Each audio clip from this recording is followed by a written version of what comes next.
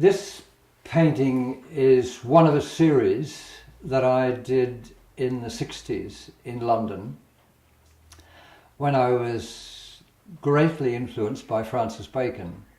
He was very prominent there and at the time, and I did from memory, about 5 or 6 paintings in this genre. And then looking at them afterwards, I realised that they were very derivative and they were very Bacon-esque. So I scrubbed them all. The reason this one survives is that a friend of mine who was in the same group protesting against the military dictatorship in Greece liked the painting and bought it there and then. I can't remember how much it was sold for. And she brought it back three days later for me to sign it because I hadn't signed it. And so I then lost sight of it and lost the memory of it until very recently, when the woman's daughter, who had inherited the painting when her mother died, she struck hard times and needed some money. So she looked up she googled up my name and found that Janet Holmes owned a lot of my works. So she contacted Janet and asked her if she would be interested.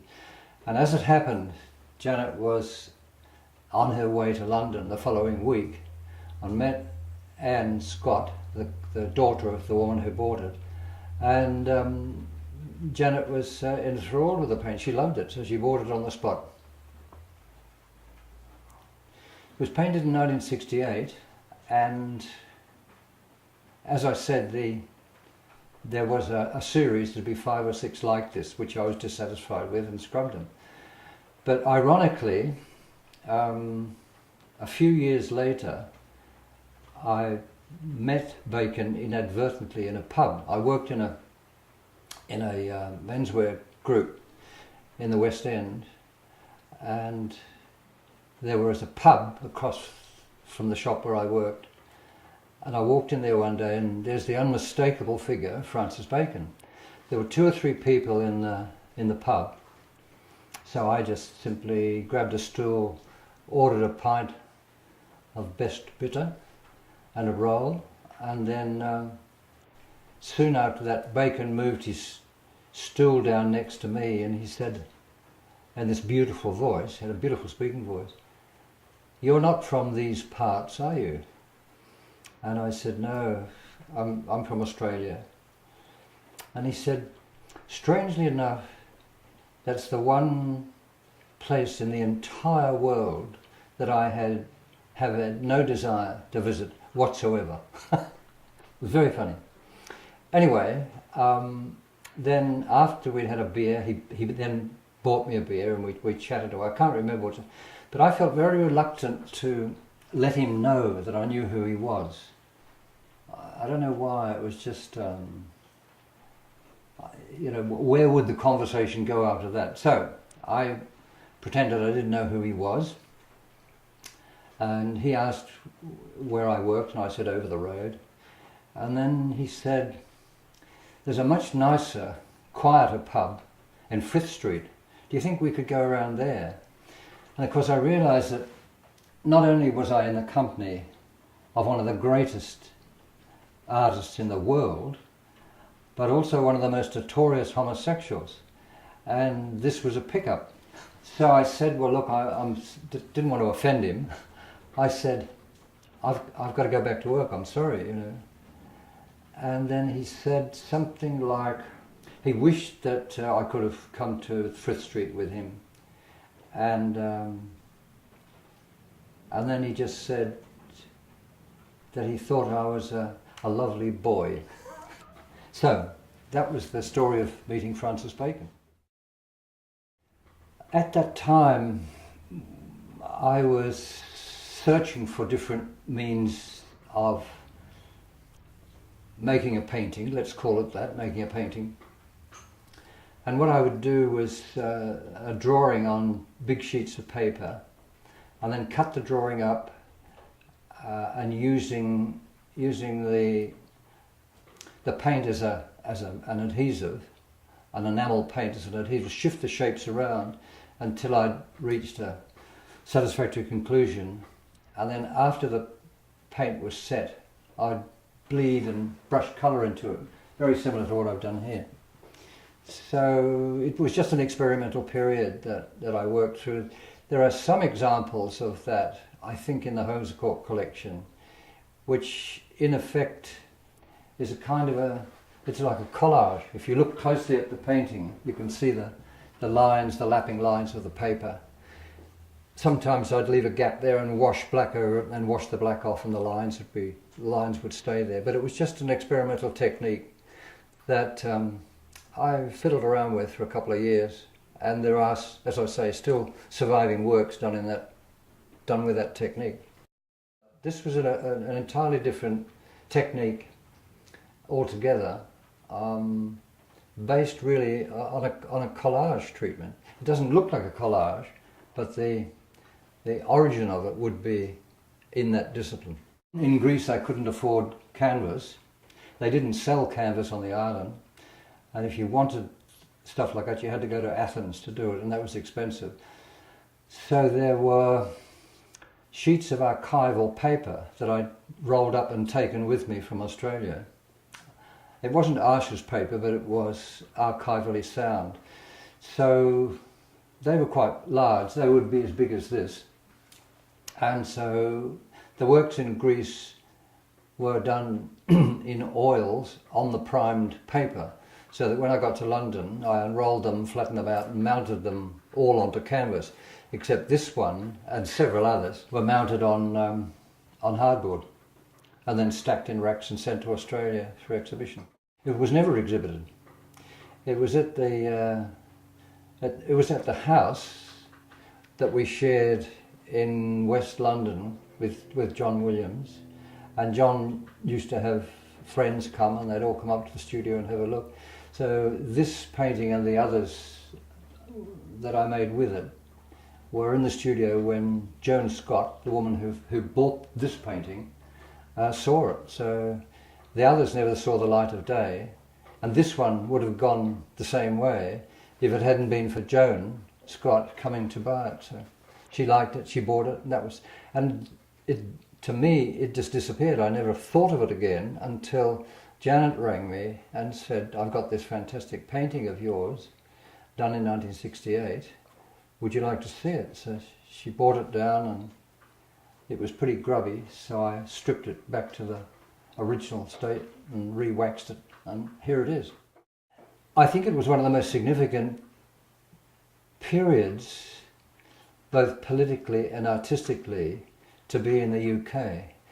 I mean, I was in Paris in 1968 when the revolution took place.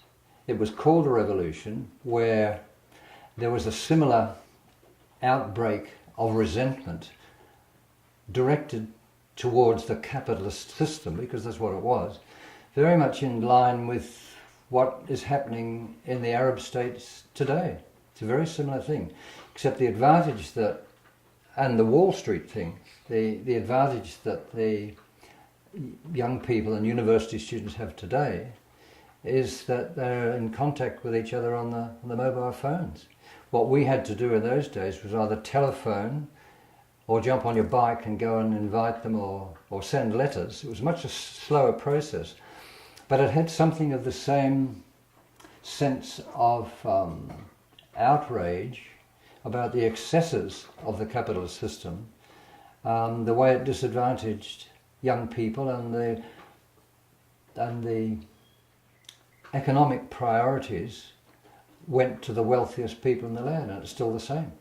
Maybe we'll never be able to change it, but at the moment it seems there is some notion that, to my way of thinking, started in Paris in 1968, amongst all the demonstrations about the Vietnam War, about the Chilean invasion, and about the Greek military coup. They're all in 1968. So it was a a momentous year. I had been invited to go there to teach the student groups and the radical political activists and the method of making hand-cut paper stencils, which is a process that's derived from the earliest form of screen printing. Before you got sophisticated photo stencil processes, all the screen printing in the 20s and 30s was done with hand-cut stencils, so that you could draw a slogan on a piece of paper and cut them out, cut the letters out, and then place that under a screen, put the screen on top of that piece of paper, and then squeegee the ink over it, and the ink would act as an adhesive to the stencil. So you could print off half a dozen of these revolutionary slogans, which were plastered all over Paris at the time, around 68. And it was a fast, quick method, because soon after the posters were posted up, the flick came around, the French police, and pulled the posters down and arrested the students who were sticking them up. So my role was to actually promote and show these young people how to make these stencils.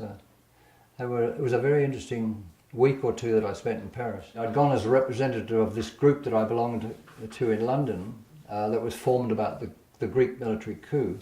But in Paris at that time, I met some really extraordinary people like Tariq Ali and Rudi Deuschke, who was the head of the German kind of group, and ironically Christopher Hitchens, who was then a young Trotskyite from Cambridge, and I think he was only about 20 years of age. But even then, he was very volatile and outspoken. And there was a young guy called Daniel Cohn-Bendit, flaming red hair.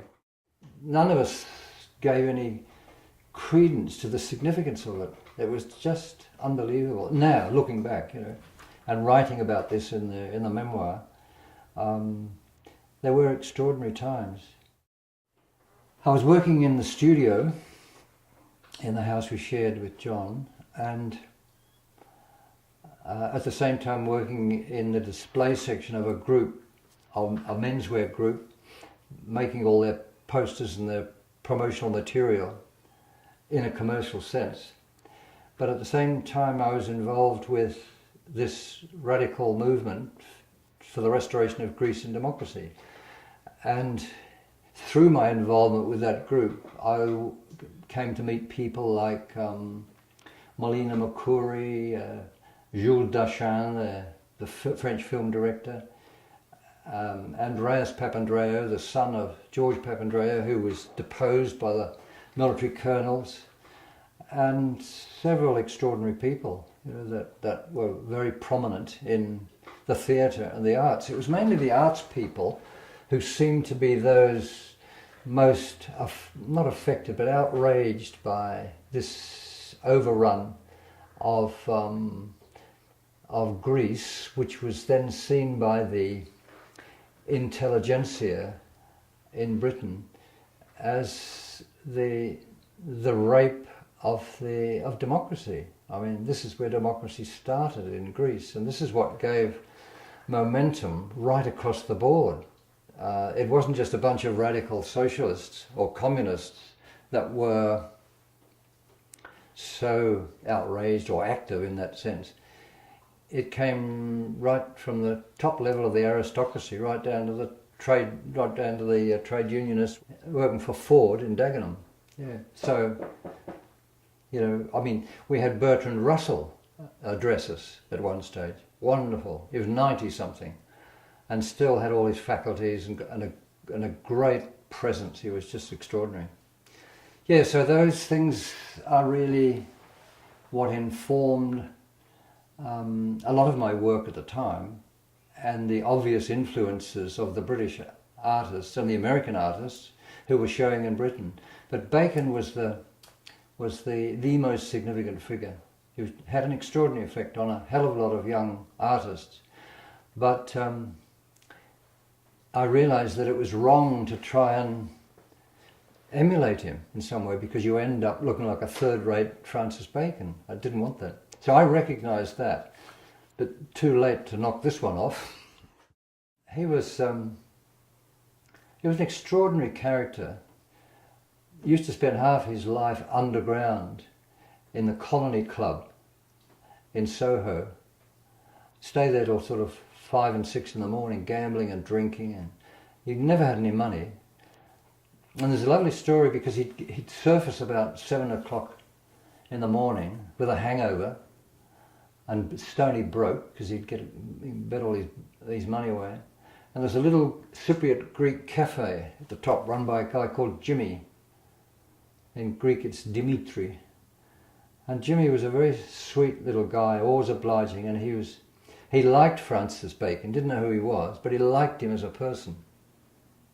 And he used to give him credit because Bacon would be hungover and he'd want some coffee and something to eat. And he'd always have it on tick. And usually would pay. At one time, Jimmy had to remind him that he had 40 quid on the tick. And so Bacon said, okay, Jimmy, I'll sort it out. So he came back the following day with a little tiny painting with a portrait. I think it was a portrait of a woman called Elizabeth Ralston. Bacon had done a whole lot of paintings of this Elizabeth Ralston, and he gave it to Jimmy and said, that'll pay for the bill and a few more breakfasts. And Jimmy looked at this painting, he was horrified. He said, Jesus.